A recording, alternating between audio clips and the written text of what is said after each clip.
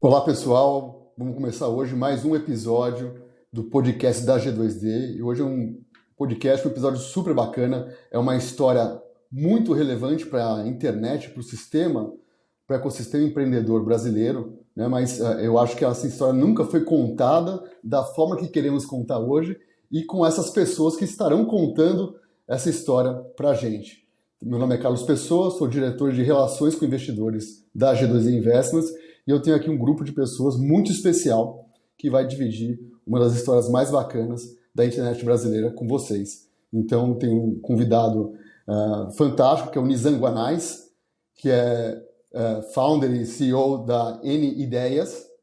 Temos aqui a Cris Correia, que é jornalista e escritora, especializada em negócios e por muitos considerada como uma das mulheres mais influentes do mundo de negócios.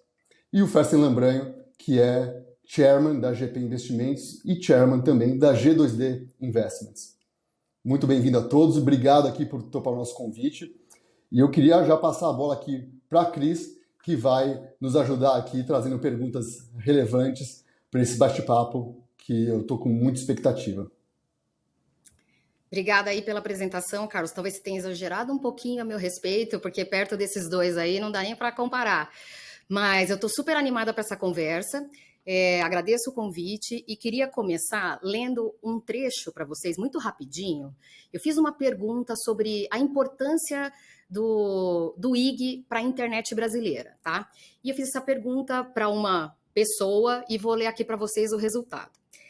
Quando foi lançado, o IG oferecia acesso à internet de escada gratuito, o que tornou a internet mais acessível para um público amplo. Antes disso, o acesso à internet no Brasil era caro e limitado a uma pequena parcela da população. O lançamento do IG também estimulou a concorrência no mercado de acesso à internet. Outros provedores passaram a oferecer planos mais acessíveis e competitivos, impulsionando o crescimento da infraestrutura da internet no Brasil. E além disso, o IG foi pioneiro na oferta de conteúdo online em português. O portal do IG oferecia notícias, e-mail, bate-papo, fóruns e outros serviços, tudo em língua portuguesa. Isso contribuiu para a criação de uma comunidade online brasileira e estimulou o desenvolvimento de conteúdo nacional na internet. Quero lançar um desafio aqui para vocês. Vocês sabem para quem eu fiz essa pergunta? Imaginam para quem foi? Foi para o ChatGPT. Eu acho que assim, o que a gente está vivendo hoje com o ChatGPT é, em grande medida, parecido com o que a gente viveu pouco mais de 20 anos atrás, quando surgiu o IG, né, no ano 2000. Então, quando o IG surgiu, a internet também era, assim, era mato, né? Tinha que desbravar, capinar, como o Carlos me falou agora há pouco. Então, e agora o ChatGPT é a mesma coisa, é o equivalente na inteligência artificial, né? Muita gente vai fazer descobertas super interessantes, muita gente vai quebrar a cara. Então, eu acho que as experiências que a gente viu no passado, essa construção de infraestrutura, de cultura e tudo, vai valer muito para agora também. Então, para começar o debate propriamente, eu queria fazer uma pergunta para o Fersen, que outro dia me falou o seguinte, que o nascimento do IG, para usar a expressão dele, foi assim, foi uma cesariana, não um parto normal. Eu quero saber o que ele quis dizer com isso e para contar para a gente como é que foi um pouco a decisão desse investimento. Lembrando que é o seguinte, tem gente que provavelmente está assistindo a gente que acha que a internet está aí desde sempre como energia elétrica, e não era assim. Então era um outro mundo, muito diferente. Como é que foi isso? E como é que foi organizar essa empresa? Como foi esse parto? Bom, eu não sei nem se eu tenho direito de responder essa pergunta, já que o Nizam aqui é o fundador do IG, né? Mas eu vou contar o meu lado da história, depois eu conto o lado dele. A primeira coisa que teve foi o seguinte: a ideia de fazer um provedor gratuito era copiar o que tinha na Inglaterra. E, sinceramente, era uma ideia muito louca. Assim, você dá um serviço de graça é um negócio que as pessoas têm dificuldade de entender. Essa ideia veio, inclusive, do Opportunity. Veio do Opportunity. E olhando pelo lado aqui de quem foi o investidor do IG, tinha uma preocupação muito grande. Como é que vai lançar um negócio assim gratuito? Como é que vai ser, né? Então, se compraram umas máquinas SAN.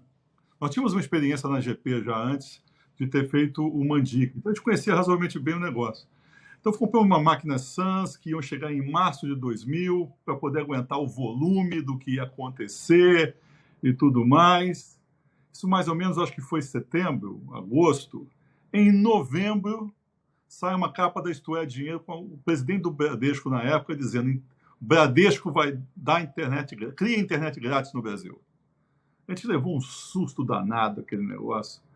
Quando a gente foi ler a reportagem, a gente viu que o Bradesco, na verdade, estava dando internet de graça para os seus clientes, estava pagando a conta dos clientes, como se pagasse a conta do Netflix, foi o UOL da época. Passou esse tempo, aí veio o início de janeiro, as máquinas iam chegar em março, o Unibanco tinha com a gente algum acordo de participar do negócio do IG e tal, ficou nervoso, as pessoas começaram a ficar nervosas, porque tinha que lançar. E aí, numa semana, a gente achou um provedor de internet, alugou o negócio do cara, e no domingo, o Nizam, que está aqui, que vai contar essa história melhor, solta um letter, eu acho que é no programa do Faustão, em amarelo. Era um texto declarando meio como a independência do Brasil, que o Brasil ia ter a internet grátis e que ia ser um negócio que todo mundo podia ter. O mais interessante dessa história é que naquele domingo, 2 outros lançaram também a internet gratuita. Então, por alguma coisa que eu não sei muito bem explicar até hoje, a gente percebeu no ar que alguém ia fazer. E foi feito com uma rapidez, com uma velocidade não esperada, e não perdemos o time, que poderia ter sido mudado completamente a história. Mas eu acho que o Nizam pode falar muito mais disso do que eu. Mas o que eu acho relevante nesse caso é a quebra do paradigma de dar de graça um serviço, a forma com que foi feito, na improvisação que foi feito, né? E, por fim, naquele dia, a gente transformou o Brasil. A internet do Brasil, em função do que o IG fez, tinha 70% do fluxo de internet da América Latina. A adesão do povo brasileiro à tecnologia foi um negócio assim fantástico. E eu acho que o IG atingiu 1.400.000 pessoas que tinham e-mail do IG em 2 meses, ou coisa parecida. Nizam, esse é o lado de quem estava sentado numa mesa tentando construir um negócio do zero como investidor, mas claramente que a coragem para fazer isso naquela época, né, o desprendimento de fazer isso e apostar num serviço gratuito, que era uma coisa que não se conhecia, foi muito em função de quem ia liderar, que eram as pessoas mais criativas e mais capazes de fazer a revolução que a gente fez, que é o Nizam. Bom, o Nizam até esfregou a mão, assim, na hora que você começou a falar de Faustão, né? E eu acho interessante até ele abordar o seguinte, que ele tinha acabado, assim, recentemente vendido a DM9. Então, não era uma transição tão óbvia, né? Assim, hoje pode parecer uma coisa óbvia, mas 20 e poucos anos atrás era muito visionário, ainda mais visionário do que é hoje. Então, conta aí, Nizam. Bom, eu estava num período de non-compete e aquela ideia me pareceu muito interessante, né, naquela hora. E foi uma bela maneira de estar no non-compete, porque às vezes o non-compete você fica ali num limbo, e eu não. Eu fui numa aventura maravilhosa. Graças a Deus que o Festing tem uma memória melhor que a minha, porque muitos desses detalhes eu não tenho. Mas o macro, assim, primeiro a importância fundamental do Mandic, né? Porque essa história de fazer essa gambiarra aí, né? Dessa gambiarra para a gente sair no dia, acho que era 8 de janeiro, sabe? Era um dia assim, tá? Porque nada teria acontecido se ele não tivesse, dentro daquela maneira incrível, né? O Mandic dizer coisas históricas. A melhor dele para mim é assim, se você está entendendo, é porque você não está prestando atenção. Essa frase é fabulosa, porque ela explica, né? Assim, olha, vou dar internet grátis. É difícil a pessoa entender aquela coisa. Nós fomos taxados. Olha, vocês estão destruindo o negócio. Isso é um absurdo. Como é que vai fazer uma coisa de graça? E se você olhar hoje, né, tudo praticamente é de graça. Porque, na realidade, o produto é o consumidor, é o database que vem ele. Né? A pessoa... Inclusive, é incrível que a pessoa não entenda essa lógica, porque a televisão é grátis. Né? O que a televisão vende é o telespectador. Ela é uma fábrica de intervalos. Muitas vezes os artistas se perdem isso e acham que isso é destruir a televisão. Não é verdade. Tá? Outro dia eu assisti um televisionamento da coroação da rainha e o pessoal da televisão achou incrível não ter intervalos. Eu fico imaginando o doutor Roberto, ele deve estar se virando, né, no túmulo, porque se acabou ali o objeto principal daquilo, entendeu? Principal daquilo. Então o Mandic teve essa compreensão tecnológica. Então ele foi guerrilheiro. Barbarians at the Gate. Era isso que a gente sentia. Barbarians at the Gate. Depois, a gente veio com uma inovação de tecnologia, fazendo essa gambiarra, né? Falar com o Marcos Moraes lá, e olha, Marcos, né, vamos fazer aqui essa gambiarra. Entramos com velocidade e entramos com agressividade comercial. Por quê? Porque só a televisão conseguiria fazer isso, Cris, naquela velocidade. Tá? Você tinha que disparar na frente. Se você quisesse fazer assim, olha, lentamente, você ia perder o jogo da velocidade. E o que é legal, nós usamos os artistas da televisão. Né? Tudo isso parece óbvio, mas não é. Porque, veja bem, para você vender para uma pessoa que ela vai fazer um negócio de graça, né, você tem que ter o aval daquelas pessoas que o cara conhece. Antigamente não tinha digital influencer. Digital influencer era o cara da televisão. Ok? Então, nós fizemos isso de uma maneira muito importante. Depois é o seguinte, nós tínhamos que concorrer, naquela época, com o UOL, que estava começando, hoje ele é de graça. Tá? E eu disse, para você concorrer com um cara estabelecido, você tem que fazer o famoso truque da Greta Garbo. Greta Garbo, você diz, eu não concorro com duas coisas, criança e cachorro. Tá? Porque é impossível você concorrer com criança e com cachorro. Ela se recusava a contracenar com criança e com cachorro. Falei, cachorro, né? Vamos aqui no cachorro. E fizemos, hoje, 20 anos depois, você pergunta, tá, sobre aquela raça e o cara fala, eu tenho um IG. Né? Eu tenho um IG. Então, isso. Então, 3 elementos. A velocidade do Manique, a comunicação óbvia, era filme imbecil. Olha, não tinha coisa criativa, não. Tinha caras conhecidos falando na televisão, fundo infinito, letreiro vendendo uma revolução, porque era mesmo, não era cascata, uma revolução estava acontecendo. E a terceira coisa, nós fizemos do IG uma televisão, Cris. Nós trouxemos o Matina Suzuki, ou seja, nós trouxemos o cara mais quente da vida editorial do país, né? Da vida editorial do país, para assumir um provedor gratuito. Ou seja, era gambiarra do ponto de vista tecnológico, mas não era gambiarra do ponto de vista de conteúdo. Eu não me canso de ver, vou dar um exemplo, outro dia eu falei com o André Street, ele falou assim para mim, Nizam, você não me lembra de mim da época do IG? Então, na época do IG, você tinha pessoas que hoje estão aí, só tinha craque. O Betinho, que era o CFO do IG, é o presidente da Braskem hoje. Né? Então, era um conjunto de pessoas que nós reunimos, assim, top. E o Matinas, com uma compreensão, fez o Última Hora. O que é a Última Hora? A Última Hora é aquele, não é? Né, Fessa? Então, ele fez o Morango. Ele foi fazendo coisas, né?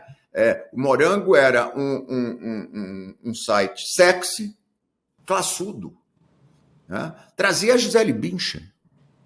Né? Então, esses três... Era um Big Brother. Era um Big Brother. Big Brother. Era um Big Brother. Era uma casa. Era isso, entendeu? Então teve um tripé: bom jornalismo, Matina Suzuki, né? Compreensão de stickness, né? De stickness. Matinas tinha essa compreensão de stickness, de fazer coisas ali que estavam o tempo todo, né? Então, acho que foi isso. Uma inovação tecnológica, uma inovação publicitária e uma inovação editorial. E uma coisa que evoluía, né? Porque você lembra, né? Foi IG, internet grátis. Isso. Depois, IG, internet group. Isso, exatamente. Depois, IG Generation. Isso, Internet exatamente. Generation. É isso. Então a gente ia evoluindo, né? A gente tinha aquele sentimento de você ir mudando as coisas.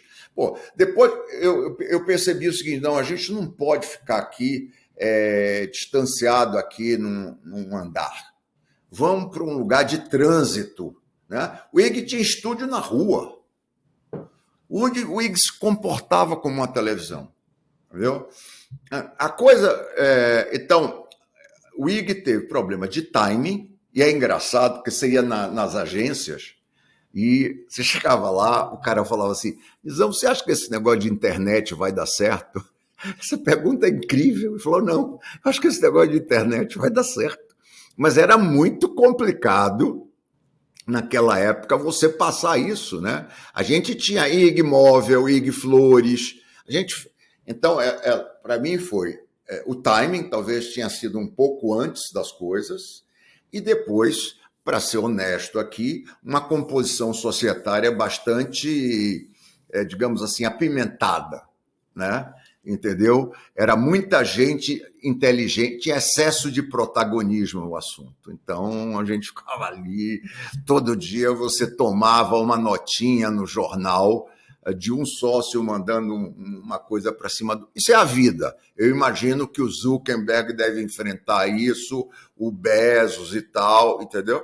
Mas é muito interessante ver as coisas. Nós fizemos uma passeata de cachorro, Cris.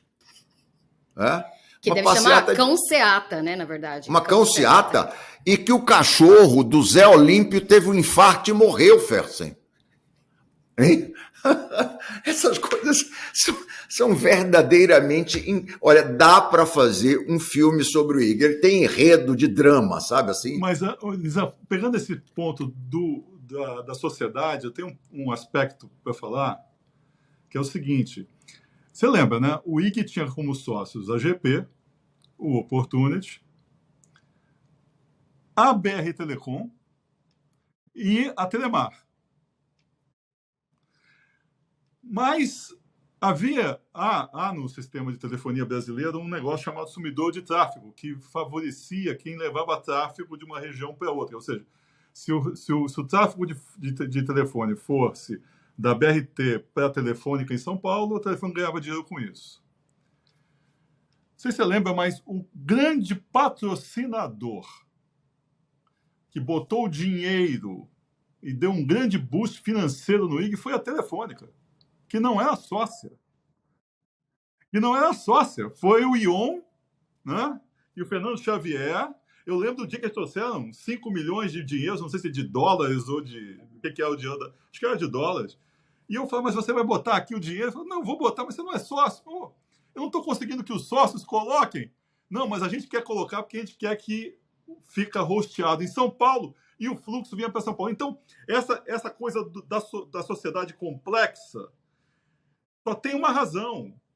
O IG era muito valioso. As pessoas, a compreensão do que era não era tão grande, mas todo mundo queria ser dono daquilo, queria ter o protagonista, inclusive quem não era sócio. Cris, só uma coisa que eu lembrei da menção que o Nizam fez do Mandic, que um dos slogans que mais me marcou e acho que mais definiu o Mandic como uma pessoa foi o Nizam criou para o Mandic. Mandic, a internet em pessoa. Ele era isso. Ele era isso. Era incrível. Ele ficava dando frases dele na parede, aí andava descalço. Era Barbarians at the Gate. Era muito gostoso de trabalhar. E olha, a quantidade de jornalista boa, de gente boa, sabe, que trabalhou. Sabe aquela sensação, Cris, que vocês jornalistas têm, sei lá, olha, fui do Jornal da Tarde, ou fui do Jornal do Brasil, sabe assim, de épocas douradas? Ela foi uma época dourada de conteúdo. E o Mandic é um personagem atualizado, super atual, porque ele tinha criado um negócio do zero. O Mandic era um engenheiro das imagens de terceiro escalão. Quando viu o Lotus Notes, falou, isso vai mudar o mundo, e criou o Mandic, que ele já tinha vendido, já tinha ficado um homem rico, quando ele foi fazer parte do time do IG, com uma postura extremamente humilde e realmente fazendo parte do time, que é o que a gente vê hoje, uma série de pessoas fazendo seus negócios, saindo dos seus negócios, indo para coisas maiores, exatamente como hoje acontece. E o pessoal fala muito do PayPal Máfia, né? Tinha o IG Máfia, né? Como vocês mencionaram aí, o próprio Nizam, Matinas, o Mandic, o Fábio Coelho do Google, enfim. É um time de primeira linha, né? Cristiana Lobo, nós tiramos Cristiana Lobo, entendeu? Uma vez, o Fernando Henrique Cardoso, presidente da República, foi dar uma entrevista dentro do escritório do IG em Brasília. Então, era essa força, sabe, Cris? A gente não era inconsistente em política, não. A gente era consistente em política, a gente era consistente em lazer, a gente era consistente em dar notícia em cima da hora. Era um troço... a gente talvez não tivesse a compreensão histórica daquilo que está sendo feito. Entendeu? Porque é difícil ter na hora, né? O Pedro Doria, que é um cara fantástico, foi do IG, foi do No Ponto. Eu queria só retomar um pouquinho que o Nizam mencionou o Matinas, de quem eu sou muito fã, que eu acho que não é só um dos melhores jornalistas da geração dele, mas da história do jornalismo brasileiro. E um pouco antes da gente começar aqui a conversa, eu estava conversando com ele para ver se ele me contava alguma coisa que eu pudesse usar aqui, né? E ele me deu um dado que eu achei muito interessante para dar uma ideia da dimensão que foi essa comunicação maciça que você falou, Nizam, assim, do efeito imediato que foi esse negócio. Ele falou o seguinte, que o IG tinha comprado 250 mil licenças de e-mail da Sun, esperando que aquilo serviria para os 6 primeiros meses do portal. Quando foi lançado, foi um rebuliço tão grande que em 72 horas acabou tudo. Então, assim, o tamanho do impacto e, assim, e como tinha mesmo essa coisa represada da internet brasileira, todo mundo querendo acessar e não tendo como, né? Então, achei um dado, assim, muito legal. Agora eu queria ver com vocês dois o seguinte, passados tantos anos, vocês já devem ter contado muita história do IG por aí, mas o Carlos falou que hoje a gente ia contar um negócio que nunca foi contado. Então eu quero que vocês dois me tragam alguma história muito emblemática da história do IG e que é a primeira vez que vocês vão contar. Estou botando os dois aí agora no fogo, não avisei ninguém, mas eu quero uma história assim daquelas que você fala assim, gente, o que foi aquilo? Para contar aqui para quem está assistindo a gente. O IG nós tivemos na porta de vender o IG, associar com a Microsoft. A gente foi para Seattle, o Beto e o Daniel Dantas, e fomos lá, tá? E hoje, se eu tivesse a compreensão daquilo, eu teria loucamente insistido por aquela venda ou aquela associação, porque aquilo ia trazer um parceiro forte do ramo, tá? Que eu acho que daria um tom de uma pessoa que ia continuar naquele negócio. Você está entendendo? Que teria dom de continuar. Mas acontece que aí a vida não dá para você, como disse o Pedro Nava, que a experiência é um carro com os faróis voltados para trás, entendeu? Então, naquele momento, se eu tivesse, eu teria embarcado, tá? A única coisa que a gente ficava em dúvida é se eles trariam uma abordagem coxinha, né? A lá Microsoft daquela época, entendeu? E a gente estava mais para Apple do que para Microsoft, entendeu? Então, essa é uma verdade do que foi feito. A outra era que a gente, todo dia, alguém enterrava o IG no jornal. Todo dia. Olha, o IG vai morrer. Aí você... sabe, é normal. Imagina você pegar o modelo de negócio da imprensa e sair dando de graça. Sabe, você não vai ser recebido de uma maneira fofa, né? Então, os Barbarians at the Gate tomavam tiro todo dia. Todo dia a gente tomava um tiro. Esse negócio que aconteceu aí, Nizam, tem uma lenda na GP.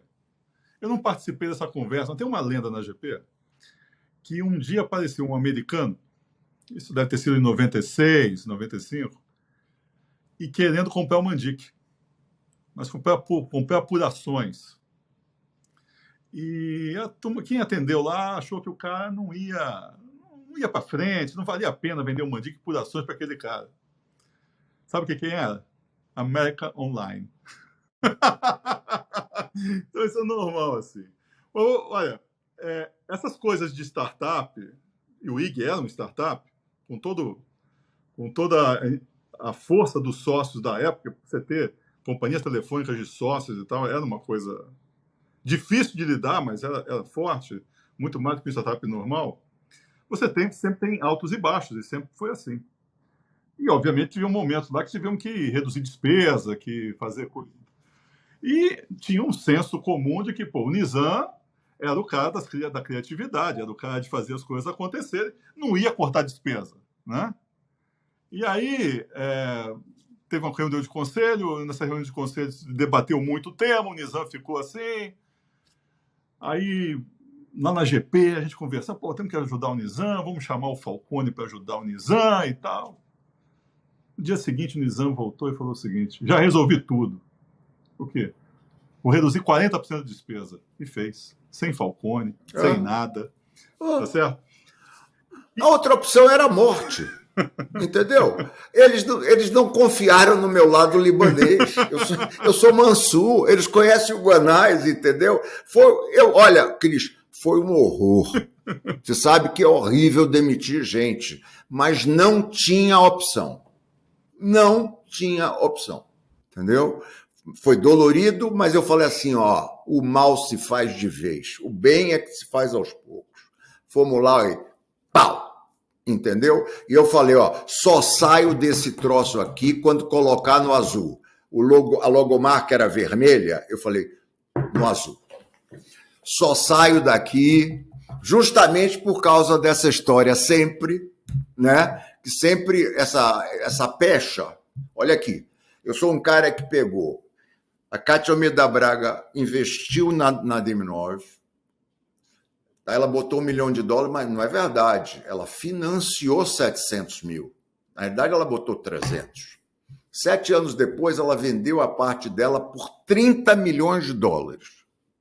A DM9 foi vendida naquela época, que estava 1 para 1, e eu vendi exatamente porque estava 1 para 1. Eu falei, nunca mais vai aparecer essa oportunidade. Né? Que não é um pensamento trivial para um cara de criação. E ele foi vendido, foi capa do Financial Times, eu digo. Vendi. Aí fui para essa coisa maravilhosa. Porque até hoje o IG me ilumina para entender o que é a internet. Tá? Muitas vezes as pessoas não sabem comunicar a internet porque elas pegam um comercial de televisão e colocam na rede. Né? Essa é uma lógica completamente diferente. A internet, ela é o ambiente da desatenção. A única coisa que só acontece na internet é aquilo que dá engajamento. Né? Então, na internet, o homem é que tem que morder o cachorro. Comercial de televisão, entendeu? É um cachorro que morde um homem. Isso é um comercial de televisão. Na internet, não. É um homem que morde um cachorro, entendeu? Tem que ser alguma coisa que é diferente, que você presta atenção. O maior pregador hoje da internet, que é Jesus Copy, ele parece um cara do, sei lá, daqueles caras Van Halen. E o cara é genial, entendeu? É genial, é a coisa nova da internet, é esse cara de Gizascope. Então, essa compreensão era muito boa. Então, o IG, nós nos dedicamos também, até porque, senão a gente tinha acabado, a gente tinha falido. Então, nós nos dedicamos, os Barbarians tinham juízo, sabe? Como toda startup tem esses momentos e tem que saber fazer as coisas. Exatamente. Mas é muito interessante isso, Cris, que o momento da internet, né, do ecossistema de startup no Brasil está passando por uma baixa, né, de funding, muitas empresas demitindo. E tudo que você passou lá atrás, né, Nizam e Fersen, hoje é o dia a dia de muito founder, né, que contratou demais, cresceu rápido, mas agora o dinheiro secou e precisa, de fato, né, fazer as decisões duras. Como que foi, por Fersen e por Nizam, principalmente, que estava na linha de frente ali, rapidamente tomar essa decisão, né, e executar em tempo recorde para poder salvar o negócio? Cara, não tinha outra opção. Não tinha essa outra opção. Entendeu? Então, quando não tem outra opção, ou você é maluco, ou você toma a decisão que tinha que ser feita. Né? É péssimo demitir gente. Mas eu chamei as pessoas e falei, hoje nós vamos demitir 40% da empresa. Eu sei que vai ser horrível se você está entre esses 40. Agora, você que está entre os 60, eu estou fazendo isso para que você continue aqui, porque senão serão demitidos 100%, porque a empresa vai acabar. Entendeu? Então não tinha outra opção, Carlos. E se você ver, as startups que se mantêm, os unicórnios, são aqueles que têm pessoas na frente que sabem tomar essas decisões duras, entendeu? Sabe, você não pode governar uma startup baseado no que você vai ler na imprensa. Olha, paciência, sabe? Vai ser 3 dias, 4 dias, 5 dias horríveis, entendeu? Mas depois vão vir boas notícias, né? A gente tinha que ter peito. Um dia, a Folha de São Paulo deu um pau na gente com uma notícia que não era verdade, era uma forçada de barra, porque o concorrente estava lá, do UOL, que dizia assim, sei lá, era uma coisa estranha, assim, do tipo... o IG não é reconhecido na Bolsa de Nova York. Era uma coisa que não tinha nada a ver, era incongruente. E eu fui atrás de Seu Frias, que era um homem justo. Eu fui pessoalmente de Seu Frias. Falei, Seu Frias, isso aqui não é verdade. Né? Era uma semântica, sabe assim, era um sofisma. Né? Aí ele mandou chamar o repórter, daquele jeito maravilhoso dele, e ele falou, não, mas aqui diz que são os analistas da Bolsa de Nova York. Não, eram os jornalistas que analisavam a Bolsa de Nova York, que não tinha nada a ver. E o cara se explicando para o Seu Frias, o Seu Frias falou, não, isso aqui não é possível, isso aqui não é a Folha. E assim, então era todo dia, Carlos, você tinha que ter algum nível de coragem de ir nas agências de publicidade. Olha, tinha um mídia da Talent, né? Luiz Fernando Vieira. Ele não me atendia de jeito nenhum. Eu ia lá tentar conseguir e tal. Um dia, finalmente, ele foi no IG. Já que ele foi no IG, na porta estava o coral do Bacarelli cantando Aleluia. Então, o IG era isso, rapaz. Era o presidente da República que ia dar entrevista lá, era a Cristiana Lobo, que era uma das grandes jornalistas e tal, era mudar para um prédio, sabe, ali na Rua Mauri, entendeu? Botar um estúdio na rua. Então, a gente se comportava, que, aliás, sempre foi uma característica minha. Existe um caso de Harvard sobre o Grupo ABC, que o tema é Act Bigger Than You Are. O IG se comportava como se ele fosse a Rede Globo. Entendeu?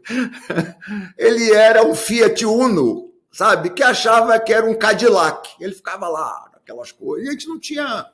Entendeu? E era isso. A gente se comportava assim.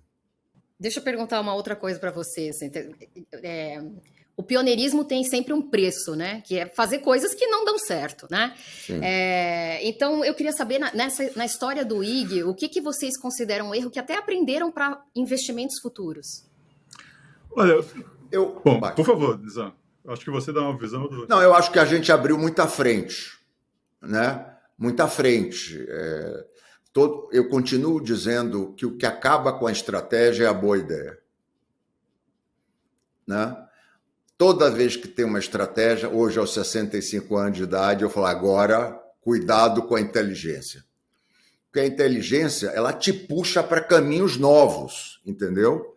E estratégia é one trick pony, é uma coisa que você fica ali repetindo, sabe? Então, tinha serviços demais, tinham coisas que eram boas ideias, mas o timing era à frente, entendeu? Então, num determinado momento, ele sofreu por excesso de boas ideias. Então, hoje, se eu tivesse, é isso que eu faço hoje na N-Ideias, eu seguro, né? Eu seguro. Então, ao meu ver, ali tinha, em determinado momento, teria que ter mais cuidado com a governança, que é o convívio dos sócios lá, porque era um negócio tão importante, tão valioso, sabe, que praticamente devia ter tido ao lado do Nizam não só um financeiro, mas alguém com essa capacidade de governança ali para dizer, ó, isso aqui é muito importante, isso é uma coisa, tá?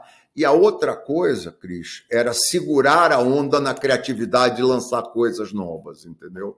Talvez fosse melhor ter... vamos eleger aqui 10 coisas básicas e ser forte daquilo, entendeu? E segurar um pouco a onda disso. Às vezes tinha um monte de coisas muito legais, mas desnecessárias. Hoje em dia eu uso muito um nome que diz, não, isso aqui é a segunda temporada da Netflix. Isso é muito boa, ótima ideia, mas não vou fazer, né? E isso é uma característica, por exemplo, do Steve Jobs. Ele tinha um negócio chamado o chicote da simplicidade. Muito boa ideia, mas não vou fazer. Então, me faltou maturidade naquela época, dentro dessa animação, né? Quero te lembrar que quando eu entrei no IG, eu achei que eu tinha entrado na série How to Be a Millionaire, e a bolha pocou e eu entrei na série Survivors. eu concordo com o Nizam, eu acho até que o caso do Steve Jobs é sempre um caso que eu cito bastante, porque tem o Steve Jobs primeira temporada e o Steve Jobs segunda temporada. Exato. E a segunda temporada é o que faz realmente a diferença. E eu acho que duas coisas. Primeiro, além desses pontos que o Nizam levantou, nós, como investidores também, os investidores daquela época, estavam fazendo venture capital pela primeira vez, num país com taxa de juros alta, inflação e tudo mais. A visão de longo prazo não existia. Não existia geral. Eu acho que o caso mais bem sucedido da internet da América Latina, que é o Mercado Livre, tinha uma vantagem em relação a todos os outros casos. Os caras eram pobres, sem dinheiro, não tinham outra coisa a fazer, tinham que ficar enfurnados ali 20 anos até dar certo. Eu acho que faltava um pouco disso. Mas, dito isso, o IG teve uma briga societária no final, para ver quem ficava com o IG, foi para a BRT, não sei o quê, hoje está num grupo português. Cara, tá vivo. Tá vivo. Quer dizer, você percebe que a raiz, o que foi plantado no lançamento da companhia, na criação da companhia, é muito poderoso.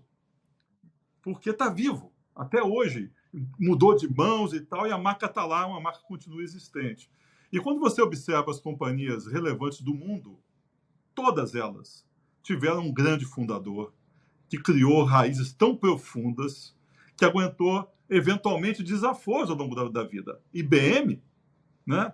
Diversos casos, as montadoras americanas e tal, o fundador criou raízes. E isso aconteceu. Esse também é um ponto crítico, porque não era meu negócio, né? Foi um negócio, e se eu fosse nativo daquilo, quer dizer, eu teria de dizer, está no momento ruim, mas eu vou continuar. Então, quando acabou meu meu não-compete, eu voltei para aquilo que é minha indústria, tá? Então, e aí eu acho que houve um problema de sucessão, que talvez a sucessão tivesse sido alguém que lidasse bem, digamos assim, com a parte, um determinado lado, né? Mas não estava completo no outro, entendeu? Mas, Nizam, este é um problema de toda aquela geração. Eu sempre digo isso. A Endeavor foi criada porque naquela época a gente teve que buscar pessoas fora para serem founders de companhia. Nós contratávamos founders naquela época. E a Endeavor foi criada na percepção de que faltava uma geração espontânea de empreendedores no país. Isso é um calcanhar de Aquiles, entendeu, Cris? É um calcanhar de Aquiles. Porque quando ele é seu negócio, você continua ele no momento ruim, no momento bom, não te dá isso, não te dá aquilo. Então, se havia, digamos assim, uma determinada fraqueza... O Mandic nunca saiu, porque ele era do negócio dele. Né? Ele sempre continuou na internet, no mundo digital e tal, porque ele era native daquilo, entendeu? Nizam, você acha que isso determinou você não entrar em nenhum outro negócio depois que não fosse teu? Exato. Não, que não fosse... Eu defini, estratégia é o que você não faz. Estratégia é o que você não faz, estratégia é aquilo que você não quer, entendeu? Você fala, isso é muito bom, mas isso aqui não é meu. Entendeu? É por isso que eu virei um grande especialista no meu assunto e estou revolucionando a comunicação pela terceira vez. Tá? Por quê? Porque eu falei, não, a propaganda não é mais a alma do negócio. A alma do negócio é a estratégia. Entendeu? O silêncio é uma estratégia. Esse negócio de todo mundo tem que ir em rede social, isso é uma loucura. Tem gente que não devia encostar em rede social. Encostar em rede social. Sabe? Outra coisa, você vai numa agência de publicidade, elas dizem, olha, eu penso holística. Não pensa, porque o modelo de negócio é remunerado pelo gasto. Tá? Então, se você tivesse uma colaboradora que cuida da parte culinária de sua casa e tal, e ela fosse remunerada pelo gasto, você ia ter lagosta na geladeira. Entendeu? Então, o estrategista ele tem que ser pago pelo que ele não faz, inclusive. Outro dia eu tive um cliente, eu segurei ele 6 meses longe da imprensa e ele falava assim para mim, mas você não está fazendo nada? Eu digo, eu estou evitando, você que não está ligando, o cara tinha um negócio no CAD para ser aprovado, eu falei, você é maluco, se você ficar se comunicando agora, quando você tem um negócio aqui, entende? Então, é isso. Agora, a beleza como que nós construímos, os 3 pilares do IG são fabulosos. Primeiro que assim, mesmo que os acionistas fossem assim apimentados, eles tiveram uma coragem danada. Tá? Depois eles apoiavam a gente num dia a dia, sabe? De uma maneira brava.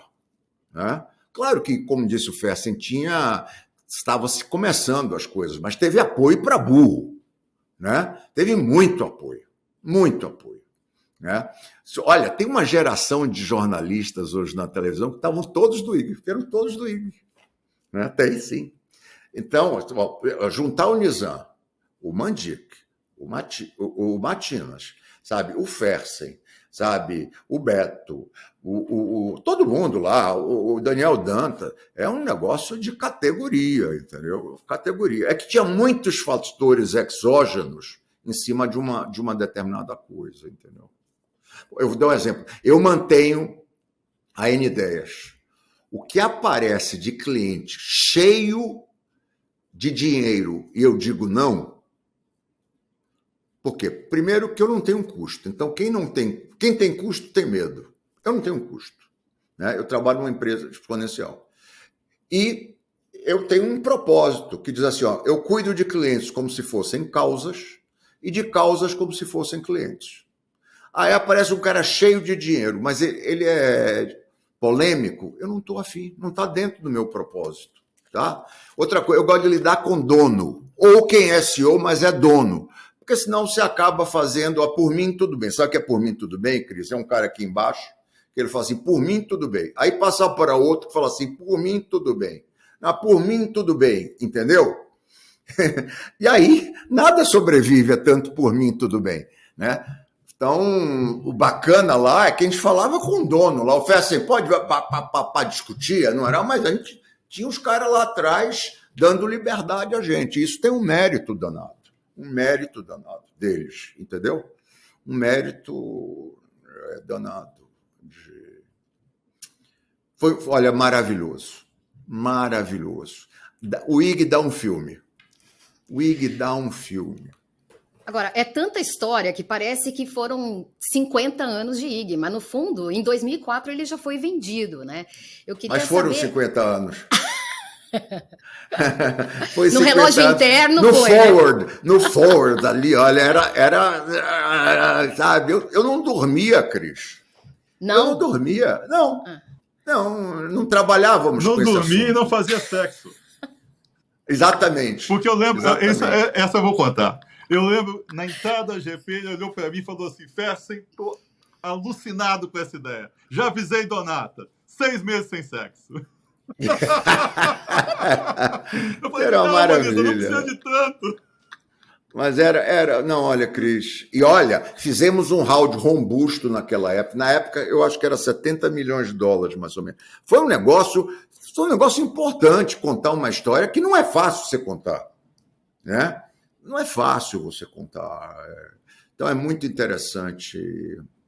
O IG é um negócio que merece um livro da Cris Corrêa. Não, né? Não tem livro sobre o IG? Gente? Não tem, não. O que tem é muito bom. É Barbarians at the Gate, sabe? Assim, tem drama, tem tudo. Mas que tem que ser publicado depois que a gente morrer, por favor. É pra gente não ficar mal. pra ser bom mesmo. Barbarians at the Gate. Ô, Fersen, e como é que foi a decisão de vender o IG? A decisão de vender o IG, ela se deu muito em função dos sócios que a gente tinha, que eram as companhias telefônicas, que não ajudaram muito, para falar a verdade, não era o Drive, e que, no fim, tinha uma disputa entre elas, quem ficava com o IG. E nisso, meio que foi uma coisa quase que natural. Foi um processo bem complexo, eu lembro bem, que no final a BRT acabou levando o IG, e foi um pouco traumática a discussão e tal, mas a razão foi essa. A razão que as companhias telefônicas começaram a chocar e dizer, ó, não pode ser, tem que ser uma, entendeu? Tipo assim, Highlander, só sobra um no final, e foi por essa razão. É isso que eu lhe comparo com o negócio da N10, porque eu vejo executivos não, porque hoje eu copiei a N10 do meu médico, Roberto Calil. Eu falei, esse cara faz uma coisa que ele não tem custo, ele vai lá, agora é um problema urológico, ele traz um urologista, entendeu? E foi montando, é que nem um negócio de cinema. Só que, se eu deixasse as pessoas que trabalham comigo escolher os clientes, eles iam escolher por dinheiro, por faturamento e tal. Então, quando você perde esse fio, toda pessoa que toca um negócio tem que ser o editor-chefe do negócio. Ele fica ali, sabe assim? E que tem visões, custo. Eu não perco, eu sou libanês, eu gosto de margem, gosto de lucro. Eu não perco isso, porque é o lucro que te liberta, pô. Entendeu? Então, a gente fica ali. Mas se eu também deixar a minha CFO assumir a política editorial, Cris, você acaba pegando clientes que não têm nada a ver com você, que são caros, porque o cliente que não compra o teu negócio, ele dá um trabalho danado, e o estoque da gente é tempo. Tempo, alegria, vontade de viver, entendeu? A Heineken acabou de montar uma diretoria de felicidade. Esse inclusive, não é babacolândia, não. Esse é um capital hoje que as novas gerações querem. Os caras não querem ficar num lugar que ele não vai ter, sabe, ser inspirador, o cara não vai. Né? Então, eu acho que as coisas aconteceram porque tinham que acontecer também, e talvez porque não tivesse, digamos assim, um Fabrício Bloise, sabe? Assim, um cara raiz que segura aquela vela independente de tudo, entendeu? Então era o cara que ia ficar, mesmo no pior momento do mundo, porque ia estar lá. Mas vamos esquecer essa parte. Mas o IG Mas você cita o Fabrício, que é de uma geração que se formou em função daquele movimento todo da década de 90. Exatamente. Acho que vale contextualizar, talvez nem todo mundo saiba. O Fabrício Bloise é do iFood, né? Do iFood, entendeu? Então é o cara que está ali, aquele é um negócio da vida dele, né? Ele não vai mudar, ele não vai abrir um fundo de investimento, entendeu? Ou uma outra coisa que é da natureza dele, ele não vai, ele faz aquilo, né? E vocês que foram pioneiros na internet aqui no Brasil e viram também muita espuma naquela época, quando vocês olham agora essa questão de inteligência artificial, vocês veem uma semelhança de ambientes ou não? Vocês veem muita oportunidade e muita espuma também? Sim, eu vejo, sim. E muito exagero, vai acabar com tudo. Não, entendeu? É como a luz veio acabar com a escuridão, entendeu? As coisas que se abre de oportunidade dentro disso, o que eu acho que é preciso ter regulação, né? Assim, essas big techs aí estão folgando de uma maneira absurda. Não é possível que uma pessoa, né, propague um negócio que é inverídico e depois a pessoa a quem aquilo praticamente destruiu não tenha direito de esquecimento. Você vai lá no Google, o cara fala, não, o Ministério Público provou que isso é uma mentira, mas não posso tirar porque é conteúdo. Isso não é possível, entendeu? Então, vai ter que ter regulação, como tem tudo na vida. Casamento tem regulação, né? Eu não acredito em home office por causa disso, porque eu acho que tem que ter regulação, tem que ter censo e tal. Só que você vai organizar essas coisas de um outro jeito, né? Não vai ser tudo 24/7. As maneiras de organizar são outras, mas tem que ter. Então, eu acho, por exemplo, inteligência artificial um espetáculo. Só que eu tenho certeza que vão aparecer pessoas que vão investir aquilo oportunisticamente, e essas talvez vão sair, vão perder dinheiro e terão aqueles que vão investir para valer. O IG não foi oportunisticamente, não é isso que eu estou dizendo. Mas isso requer aquele investidor roots, sabe? Aquele cara que fica lá desde o início, Mercado Livre, e não vai sair, é isso. Sabe, a Magalu, aquele cara que fica ali no dia bom, no dia ruim, entendeu? Eu sou otimista de que esse problema que foi gerado a partir da internet 2.0, o negócio de rede social e o que isso se transformou, está no pior momento. Eu não consigo ver ficar pior. Eu consigo ver ficar melhor, certo? O que o LLM traz, o ChatGPT e similares traz, é a simplificação da forma de programar, traz a tecnologia mais para perto do usuário, poder fazer de uma linguagem normal. Eu tenho que imaginar que isso é para o bem. Eu tenho que imaginar que 97% do mundo quer o bem. Então, quanto mais simples fica, maior a chance das coisas ficarem mais melhores, porque sai um pouco dos caras que são altamente especializados e tudo mais, e vai para o mundo geral. Então, eu acho que tudo isso vem para ser melhor. Acho que também não é do dia para a noite, leva tempo. Eu acho que, com certeza, o LLM vai ter um impacto similar ou maior do que teve a internet, os seus altos, os seus baixos. Eu concordo com o Nizam completamente. Tem que regular, sim, porque fora da internet é tudo regulado. É tudo regulado. No mínimo, você tem que igualar o que está regulado fora. Tá certo? Por favor. E ela faz coisas maravilhosas. Ontem um amigo meu me disse que ele precisava fazer um discurso de despedida e ele pediu que fosse feito sobre um determinado assunto na forma de Shakespeare. E ficou espetacular, entendeu? Eu faço isso o tempo todo. Esses dias fiz um texto pedi um texto, botei lá um texto que eu queria que fosse escrito pela Rita Lee. Depois pelo Caetano. Depois, então aí é o chat GPT e a criatividade humana, escuta, entendeu? E depois pelo Nelson Rodrigues. Aí ele falou que podia fazer. O Nelson Rodrigues falou, olha, veja bem, o negócio aqui é assim, não dá para escrever certas coisas. Então, é isso. Eu acho nessa questão, né, que as pessoas não vão perder emprego para o AI. As pessoas vão perder emprego para pessoas que usam AI. Entendeu? Então, aprender AI a usar... É bem colocado isso. É bem colocado. É muito boa a colocação. Então, eu acho que é muito boa esse é o tema. E o Brasil, né, por não ter, né, não ser um grande exportador de tecnologia, ser um país mais atrasado do ponto de vista de novas patentes e avanço tecnológico, eu acho que está numa boa posição, né, de usar essa massa de pessoas que tem um nível de escolaridade mais baixo em relação a outros países, por exemplo, que pode agora prestar serviço em inglês, sem falar inglês. Olha que maravilha. Não aprendeu na escola, o sistema público não deu, não tem na escola particular, e agora você pode atender um cliente gringo por conta do AI, sem falar uma palavra de inglês.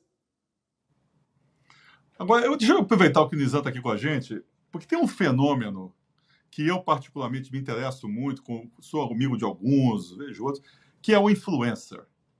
Né? A gente tem uma sociedade lá nos Estados Unidos, no negócio de hambúrguer, com o Mr. Beast, que é o maior influencer americano, com 150 milhões de seguidores e tudo mais. E isso traz uma diferença grande para o passado, né? Porque, de repente, você tem uma pessoa que traz a audiência e você não consegue ser sócio de uma pessoa, porque uma pessoa é um indivíduo, é o nome dele, é ele, é como ele é. Quer dizer, é difícil você achar um formato de poder ser sócio de um negócio que muitas vezes é enorme, que é a audiência de uma pessoa. Você já pensou sobre isso, Nizam? Tem opinião sobre isso? Sim, você tem no Brasil a Virgínia, né? Que é do 42 milhões de pessoas, ela segue, ela hoje tem os negócios de perfume dela, acabou de dar um avião para o namorado, entendeu? Só que aí tem um paradoxo, né? Porque você tem... ao mesmo tempo, um ativo, mas ele não tem governança. Está entendendo? Então, isso é complicado. Ele é um chat GPT que você não controla de jeito nenhum, entendeu? Então, essas coisas têm complexidade. Tanto que, hoje, os anunciantes estão dando muita atenção para os micro-influenciadores. Os micro-influenciadores, entendeu? Porque você pega um cara... Outro dia teve o Cristiano Ronaldo, ele mexeu com uma garrafa de Coca-Cola e o negócio mexeu, tá? Agora acabou de ter aí na Budweiser um influenciador escolhido de uma forma mal aparada, né? Então, é complexo. O mundo hoje é complexo. Então, as decisões têm que ser tomadas também prevendo a capacidade de governar aquilo que você está contratando. Entendeu, Fessa? Né? Entendeu? Porque muitas vezes você se associa com o incontrolável. Né? Com o incontrolável. Então, na realidade, você... está pedindo um prato para um garçom que tem opinião própria. Eu queria um bife, não, mas só vai levar um macarrão. Né? Isso daí não é fácil. Por isso que a gente não pode entrar nas coisas do mundo de hoje com a lógica do passado. Preciso compreender exatamente qual é a lógica daquele assunto. Mas, Nizam, aí é um negócio que, assim, é isso e, por outro lado, o tal do FOMO. As pessoas ficam meio perdidas entre, será que eu vou perder uma oportunidade? E também não posso pensar com aquela cabeça antiga. Então, como equilibrar isso? E, assim, você falou um negócio agora há pouco que eu fiquei curiosa, assim, tem gente que não devia ter rede social. Quem não deve ter rede... Então, tipo, eu acho que devem ser essas pessoas que ficam, sabe... entre esses dois lados, entre o medo de perder uma oportunidade e pensando do jeito antigo, e aí acabam fazendo bobagem. Então, bobagem, entendeu? Eu fico triste de ver gente fazendo dancinha no TikTok quando a pessoa não tinha nada a ver com aquilo. Ao mesmo tempo, a família real inglesa usa o TikTok de maneira espetacular, entendeu? Mas em nenhum momento a família inglesa, a rainha ficou dançando assim, entendeu? Ela encontrou cortes e momentos. As coisas que eu mais gosto de seguir hoje, existe um canal de freiras carmelitas do Polo Sul. Espetacular. Espetacular. O bispo Robert Barron. Espetacular. O teólogo evangélico Tim Keller acabou de morrer. O New York Times disse que ele é um dos maiores, editorial pesado, não é o obituário do New York Times. Então, o que eu gosto de ver, o rei da Jordânia, eu fico acompanhando lá ele, a noiva, a entrada da noiva do filho dele, o filho mais novo dele agora se graduou, né? Então tem um enredo, sabe? Então, o que eu gosto de acompanhar, Cris, no mundo, é você entender formas diferentes, entendeu? Eu adoro isso. Só que é ridículo. O melhor caso de TikTok foi um senador da Geórgia chamado John Osborne. Incrível, incrível. Primeiro o cara começou a fazer TikTok sem ter dancinha, ele usava para... Ele fez um programa, como ele era de mídia, ele fez um programa político, sabe? Eu vi que aquele Wagner Canhedo não ia dar certo. Lembra que ele tinha uma empresa de ônibus e comprou a VASP. Quando eu vi, ele dentro de um avião, com a mão do lado de fora, assim, ó, que nem caminhoneiro, entendeu? Então, ele continuou dono de ônibus dentro da VASP. Então, o que você não pode é ser, com todo respeito ao seu doutor Wagner Canhedo, você não pode pegar as coisas e praticar com raciocínio do passado, entendeu? É isso que eu acho que a gente precisa ter. Então, adorei, Carlos, essa coisa que você me disse, que é muito boa e eu vou usar. Prometo lhe dar crédito, que as pessoas não vão perder emprego para o ChatGPT, eles vão perder emprego para pessoas que sabem usar o ChatGPT. Uma coisa que você falou aqui, né, de não usar os modelos antigos, né, para a fase atual. Eu estava outro dia, fui buscar meu filho na escola, 6 horas da tarde, aquele trânsito louco, e ele me pediu, parado no trânsito, papai, quero ver YouTube. Aí eu falei, filho, na época do papai, eu finalmente realizei, eu virei o cara que fala, na minha época. Então, na época do papai, você assistia a televisão, assistia os programas na hora que passava o programa, que era o show da Xuxa lá, eu chegava da atividade, comia e tinha 20 minutos de desenho, era isso que eu vi de ter no dia. Aí ele virou para mim do alto dos seus 7 anos, mas papai, eu nasci no meu tempo, não no seu. Exatamente. Mas, ao mesmo tempo, você precisa controlar ele dentro da lógica sadia, entendeu? Então, porque senão todo o tempo vai ser o tempo do YouTube. Isso aí também é uma fábrica de malucos. Desafiador, não, então, concordo. Esse é o desafio. Olha aqui, eu sei te explicar o que é o algoritmo. O algoritmo é Deus e o diabo. Você pede as coisas boas, Deus vai te dar. Você pede as coisas ruins, o diabo vai te dar. São 2 algoritmos claros. É a explicação do que é um algoritmo. Você quer uma coisa, você quer o mal, a sacanagem, o diabo vai te dar aquilo. É isso. Então as coisas têm lógica, entendeu? Tem lógica muito avançada. O mundo não foi criado ontem. O passado tem um coração velho, o futuro tem um coração velho. Sabe? Essa coisa assim de não ter binário. O Alexandre não era binário, ele tinha namorado, tinha namorada. Essas coisas a gente estamos inventando. Não tinha nada disso. Tem um monte de coisa que já estava ali. né? Estava ali. O Fersen, e o que você gosta de seguir? Porque eu fiquei interessada aí nas freiras carmelitas, eu jamais procuraria alguma coisa nessa linha. No Polo Norte, elas são maravilhosas. O detalhe que é do Polo Norte, não é? Elas moram no Polo Norte, ao Polo Sul. É sensacional aquilo. Aquilo é sensacional. E elas pulam dentro d'água, sabe assim? Não é que elas ficam... Não, elas pulam dentro d'água. É muito legal, sabe assim? Eu olho o TikTok todos os dias. Mas eu não sigo ninguém, eu fico olhando e é interessante no uso do TikTok é que às vezes eu me atualizo com as coisas importantes no TikTok, porque elas aparecem. E aparecem assim, curtas, né? É a facilidade do uso. O homem é preguiçoso por natureza. Por que o telefone celular matou o telefone fixo custando 7 vezes mais caro? Memória. Memória, você apertar um botão e ligar. Né?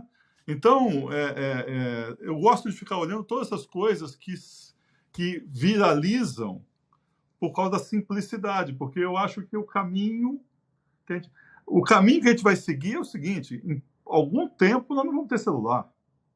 Vai estar implantado em algum lugar na gente e a gente vai se comunicar sem precisar ter um telefone na mão. Então, eu não sigo, mas eu vejo todo dia. Você, Carlos, o que você vê ou o teu filho te mostra, eu não sei.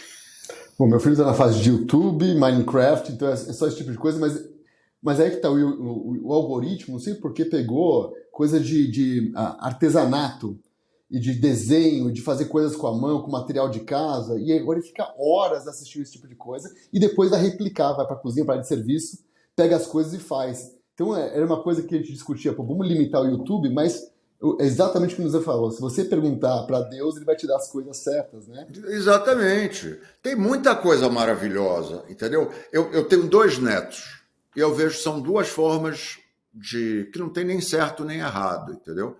Mas a mãe da minha neta, ela regula muito esse uso indiscriminado, tá? E, ao mesmo tempo,